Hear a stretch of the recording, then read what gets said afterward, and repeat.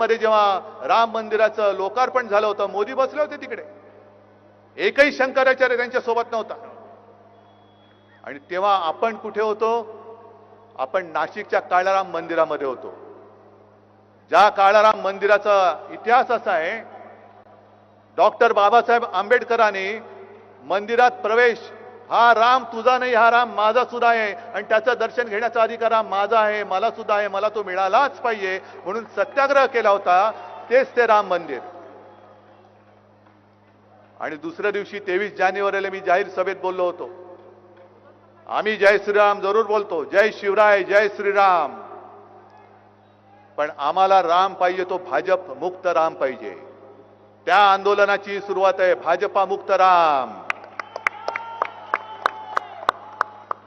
आणि ही चोरी, हा दरोडा, हा केवळ दानपेटीवरचा नाहीये, तर हा दरोडा तमाम हिंदूंच्या भावनेवरती, तमाम हिंदूंच्या श्रद्धेवरती घातलेला या मंदिर चोरांनी घातलेला दरोडा आहे.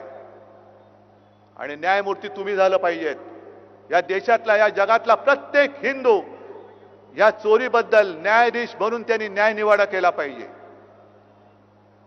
अटल बिहारी वाजपेयी जे बोलले होते, जेव्हा एक दंगल झाली होती, मला वाटतं भिवंडीच्या आसपास, तेव्हा वाजपेयीजी बोलले होते की अब हिंदू मार नहीं खाएगा.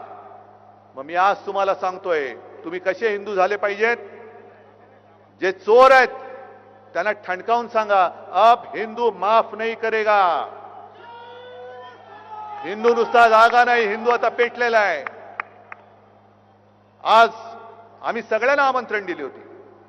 देवेंद्र फडणवीसांना दिलं होतं, मोहनजी भागवतांना दिलं होतं, सगळ्यांना. अगदी काँग्रेसची लोक सुद्धा माझ्यासोबत आहेतच. खासदार आहेत, सुनील केदार आहेत, आणखीन कोण कोण आहेत बघा. मी हिंदुत्व सोडलं का यांनी हिंदुत्व धरलंय? हे राम म्हणजे कोणाची तुमची खाजगी मालमत्ता नाहीये हो. भाजपचे कोणी आहेत का इकडे? सगळे राम भक्त आहेत. भाजपचे कोणी आहेत? मग हिंदुत्व कोणी सोडलंय? मंदिर चोरांची बाजू घेणारा राम भक्त असू शकत नाही. म्हणून मला फडणवीसांनी सांगायचंय की शब्दाचे खेळ करू नका.